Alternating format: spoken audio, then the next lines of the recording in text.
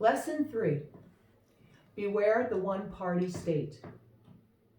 The parties that remade states and suppressed rivals were not omnipotent from the start. They exploited a historic moment to make political life impossible for their opponents. So support the multi-party system and defend the rules of democratic elections. Vote in local and state elections while you can. Consider running for office. Thomas Jefferson probably never said that eternal vigilance is the price of liberty, but other Americans of his era certainly did. When we think of this saying today, we imagine our own righteous vigilance directed outward against misguided and hostile others. We see ourselves as a city on the hill, a stronghold of democracy, looking out for threats that come from abroad. But the sense of the saying was entirely different. That human nature is such that American democracy must be defended from Americans who would exploit its freedoms to bring about its end. The American abolitionist Wendell Phillips did in fact say that eternal vigilance is the price of liberty. He added that the manna of popular liberty must be gathered each day, or it is rotten. The record of modern European democracy confirmed the wisdom of these words. The 20th century saw earnest attempts to extend the franchise and to establish durable democracies. Yet the democracies that arose after the First World War and the Second often collapsed when a single party seized power in some combination of an election and coup d'etat. A party emboldened by a favorable election result or motivated by ideology, or both, might change the system from within.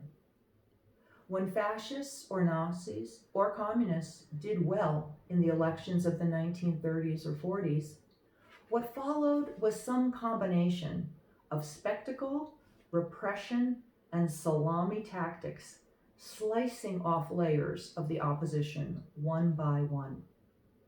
Most people were distracted, some were imprisoned, and others were outmatched.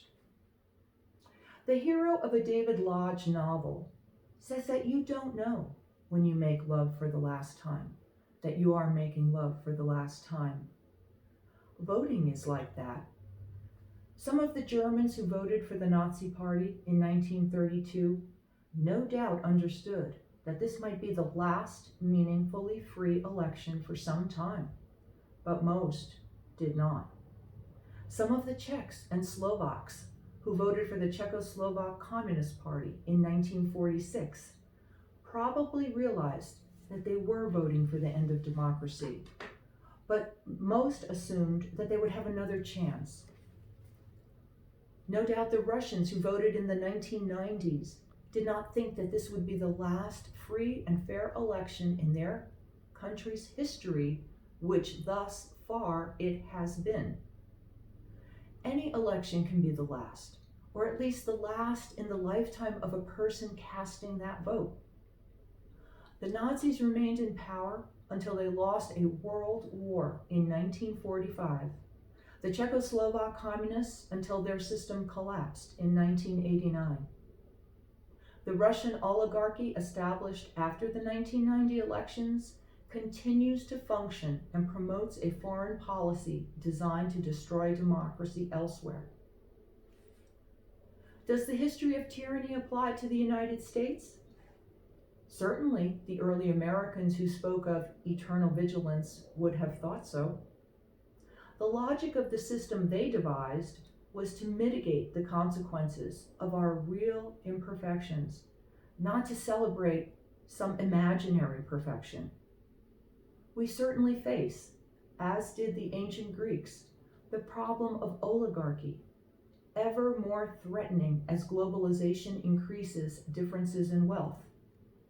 The odd American idea that giving money to political campaigns is free speech means that the very rich have far more speech, and in so affect far more voting power than regular citizens.